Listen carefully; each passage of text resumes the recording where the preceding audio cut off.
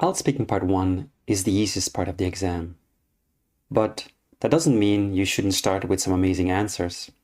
So in this video, we will have a look at 4 Band 8 model answers on the topic of mobiles with the question, do you have a mobile phone? At the end of the video, we will have a look at 3 different question types you have in Speaking Part 1 of the exam and which question type it was. Understanding the 3 different question types has helped all my students to better prepare and to get a better score. Before we have a look at the 4 different examples, let's first have a look at 3 different options you have on how you can use this video to improve your speaking. Option 1, listen to the 4 answers that I'm going to give you. Stop and pause from time to time. Take some notes while you're stopping and pausing. Look at the example answers below the video. Look at some of the language and the grammar used in the examples. Try to use some of it for your own language. Create your own answer. And then finally, practice saying your own answer.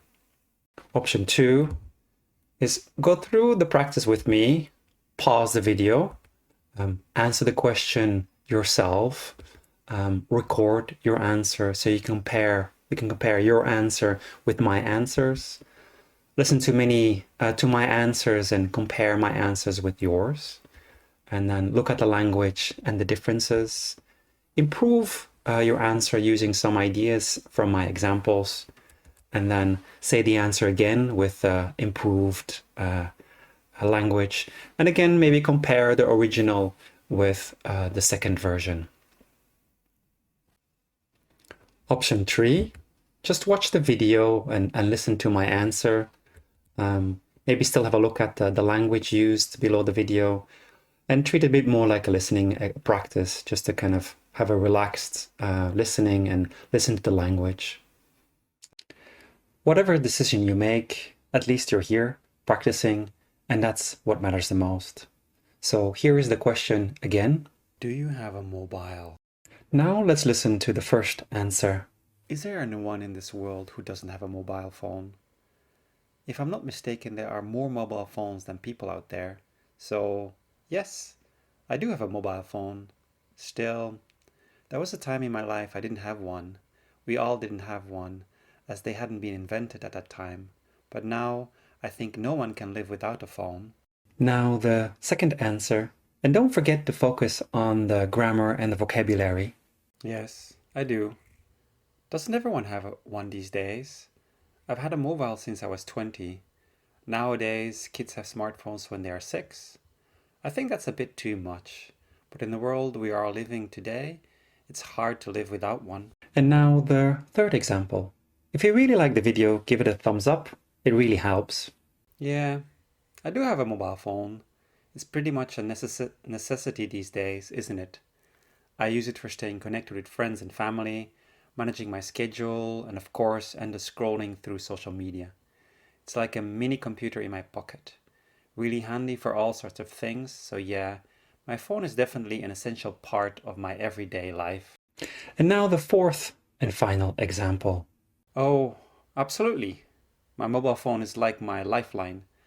I use it for everything. Staying in touch with friends and family, managing my emails, checking the news, you name it. It's amazing how much we rely on these devices nowadays. Plus, it's super handy for navigation, taking photos, and even entertainment on the go. So yeah, my phone is definitely something I couldn't imagine living without. Just remember that it's okay to be nervous at the beginning of the exam. It's normal. The examiners know that the exam is important for you, and at the beginning of the exam, they take it easy. Just don't memorize the answers to the questions. This will really give you a bad score. The examiners are trained to recognize memorized examples. Just use the language to practice, and so to improve your grammar, your vocabulary, and by practicing you will also improve your fluency and your pronunciation. Like I promised, in Speaking Part 1 you have 3 types of questions. First, question type 1. What do you do in your free time? Do you enjoy reading?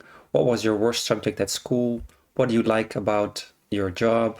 Do you like the area where you live?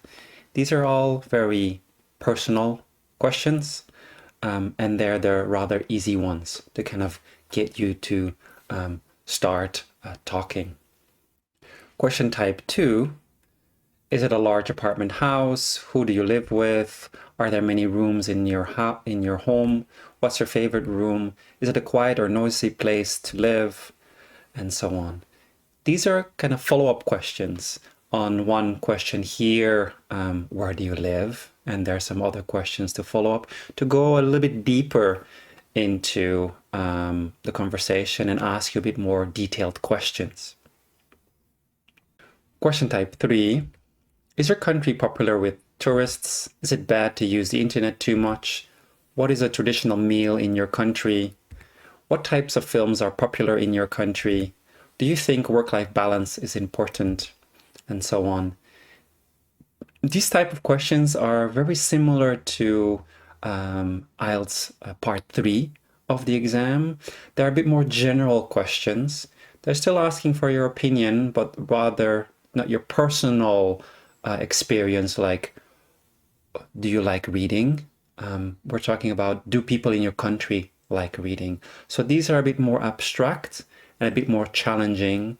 So here the examiner is trying to push you to use a bit higher and more complicated language. So here it's really important to kind of focus on and give some longer and more difficult answers. So which kind of question did we practice here? Again, we practiced the first type of questions, the personal ones. Do you have a mobile phone? So focus on your own personal experience. No need to talk about your family, friends, or other things. Just answer, do you have a mobile phone? To expand your answer, you can talk about how long you had it, maybe what kind of brand and model you have and why, how important it is in your life, what you do with it, and how often you use it. I hope the practice was useful, and I would say practice some more and good luck with your exam.